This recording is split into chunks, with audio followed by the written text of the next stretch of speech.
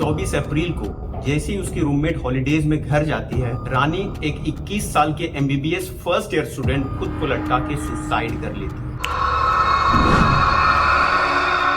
Doctor Divesh SGRR medical college Dehradun का एक GR 17 मई 2024 को अपनी नसों में जहर इंजेक्ट कर अपनी जान ले लेता है। ये दोनों इंसिडेंट्स में एक चीज कॉमन है, वो ये है कि ये दोनों एक मेडिकल स्टूडेंट थे और ये अपनी जिंदगी में इतने तंग आ चुके थे कि इन्होंने अपनी जान को लेना सही समझा। 3 इडियट का ये सीन तो आपको याद ही होगा।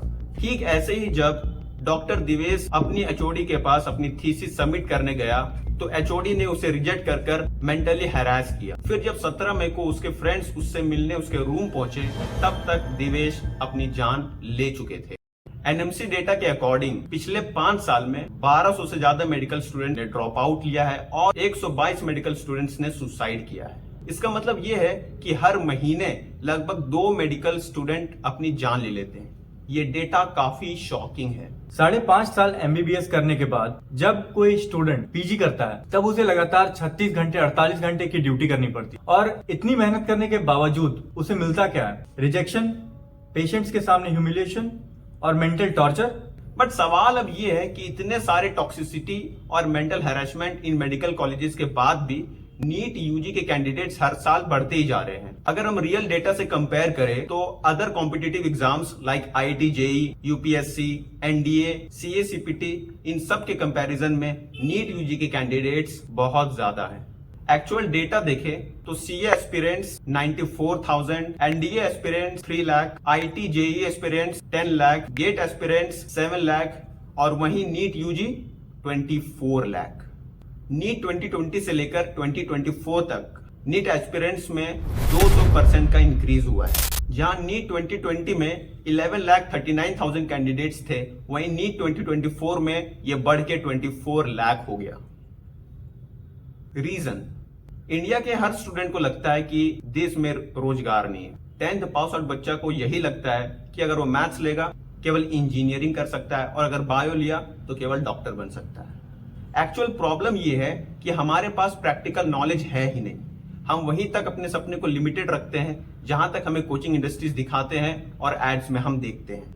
दूसरा सबसे बड़ा रीजन ये है कि नीट UG एग्जाम में ना कोई एज लिमिट है ना कोई फ्रीक्वेंसी लिमिट। इसका मतलब ये है कि कोई भी इंसान जब तक अपना नीट क्लियर ना कर ले तब तक एग्जाम अनलिमिटेड टाइम्स दे सकता है।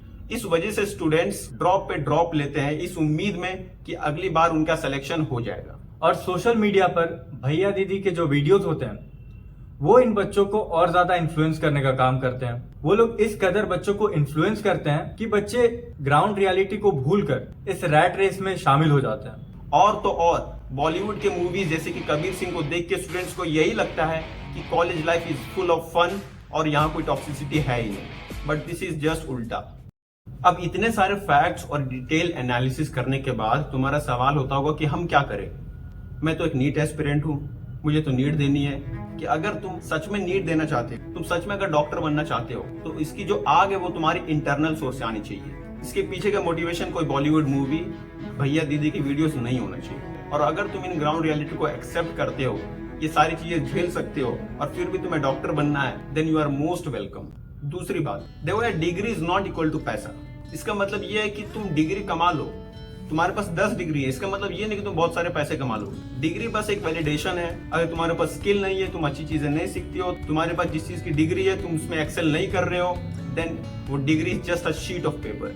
अब ये तो उसके लिए बात है जो एक डॉक्टर बनना चाहता है। बट कोई ऐसे भी लोग होंगे जिसे पता नहीं होगा कि यार हम क्या करें।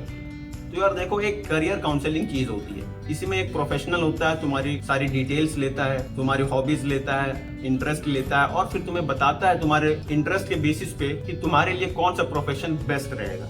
तो अगर तुम कंफ्यूज हो कि तुम्हें क्या करना चाहिए, तो मैं सजेस्ट करूंगा कि तुम एक करियर काउंसलिंग कराओ जिसमें तुमको एक्चुअल में पता चलेगा तुम्हारा बेस्ट प्रोफेशन।